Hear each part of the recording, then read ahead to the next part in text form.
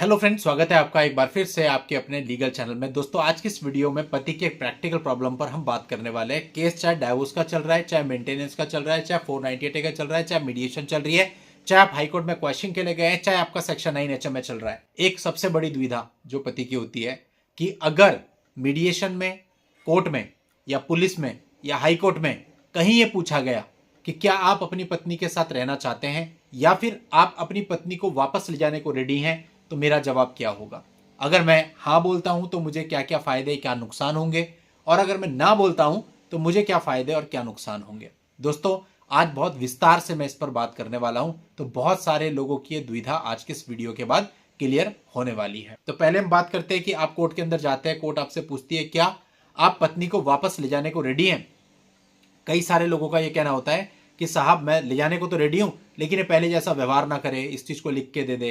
एक समझौता सा हो जाता है, वो आ जाती है, फिर से वही सब चीजें होती हैं। मतलब उससे कुछ नहीं होता, आपका नुकसान हो जाता है। आप उसको लाना नहीं चाह रहे थे, लेकिन किसी ने आपको बोल दिया कि कोर्ट के अंदर अगर आपने मना कर दिया तो गड़बड़ हो जाएगी, जिसके तहत आपने ये आंसर दिया।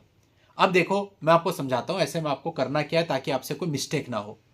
सबसे पहले आप खुद में ये डिसाइड करो कि आप अपनी पत्नी के साथ कंटिन्यू करना चाहते हैं या नहीं करना चाहते, और उसके बाद ऐसे किसी मीडिएशन, क्वेश्चन या फिर कोर्ट के केस में कदम रखो। यानी जाने से पहले अपने दिमाग को पहले क्लियर करो कि आपको उसके साथ कंटिन्यू करना है या नहीं।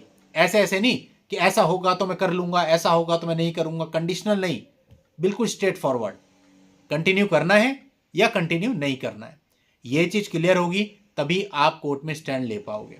अब चलिए हम पहले बात करते हैं जहां आपके मन में यह होता है कि ठीक है, पत्नी ने सब कर दिया, लेकिन अगर वो अपने केस वापस ले लेगी तो मैं उसके साथ कंटिन्यू करूंगा क्योंकि मेरा बच्चा भी है और मैं सब चीजें स्पॉइल नहीं करना चाहता। अब पहली कंडीशन ये होती है, अब ये आपने अपने माइंड में बना लिया। अब आप कोर्ट में जाते हैं, कोर्ट आपसे पूछता है कि आप वाइफ को रखना चाहते हैं, तो आप सिंपली कह सकते हैं कि मेरा एक बच्चा है और ना मैंने इसको निकाला, ना मैंने ये सब चीजें करी जो उसने लिखी, और मैं आज भी रखने को तैयार हूं क्योंकि मैं अपनी गृहस्थी को तोड़ना नहीं चाहता। अब चूंकि आप जेन्युइनली उसको रखने को तैयार है, तो अगर कोर्ट में ये स्थिति बन भी जाती है कि वाइफ किसी तरह से एग्री हो जाती है जज साहब के समझाने पर या मीडिएटर के समझाने पर कि वो वापस आए, तो आपको कोई फर्क नहीं पड़ता क्योंकि आप जेन्युइनली उसको रखना चाहते थे। वो वापस आ रही है, चीजें खत्म हो गई, आप वापस ले आए, बात खत्म। बाकी बात की तो बाद में देखेंगे। आपका अच्छा चलता है तो बहुत अच्छी बात है, नहीं चलता तो फिर बाद में भी चीजें खुली हैं दोनों पक्षकारों के। अब बात आती है कि जहां पर आपने कोर्ट में, मीडिएशन में, हाईकोर्ट में जाने से पहले अपने माइंड में सेट किया कि नहीं, मेरा साथ में रहना पॉसिबल नहीं है एट एनी कॉस्ट। अब आपको क्या करना है। अब आप कोर्ट के अंदर जाते हैं, वहां पे प्रश्न आता है कि क्या आप अपनी पत्नी के साथ रहना चाहते हैं। तो दोस्तों, यहां पर आपको कभी भी झूठ नहीं बोलना है। यानी आप किसी के पढ़ाए सिखाए में कह दो कि नहीं कोर्ट में तो बोलना ठीक नहीं होता, आप ये बोल दो, आप फंस जाओगे बहुत बुरी तरीके से।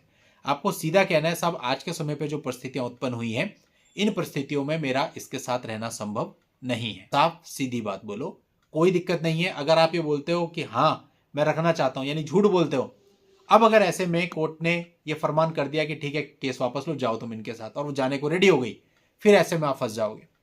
तो इसलिए अगर जेन्युइनली आप चाहते हो तब तो हाँ बोलो, और यदि आप एक्चुअल में नहीं चाहते हो तो जैसे मैंने आपको बताया, क्लियर स्टेटमेंट वहां दे दो, कोई फर्क नहीं पड़ेगा। ये जस्ट एक प्रयास होता है, ये प्रयास विफल होने के बाद जो केसेज होते हैं वो आपके मेरिट पर ही चलते हैं। तो अगर आपको जेन्युइनली ये पता है कि आप उसे किसी कीमत पे नहीं ला सकते, तो जो सत्य है वही बोलना है। वैसे तो देखो, इसमें समझाने के लिए बहुत सारी चीजें से घुमा फिरा के मैं इस वीडियो को 15-20 मिनट का भी कर सकता हूं, लेकिन एक सिंपल चीज है, 2 शब्दों में पूरा वीडियो खत्म हो सकता है। यानी आपको वहां क्या बोलना चाहिए, आंसर है सच बोलना चाहिए, सिंपल।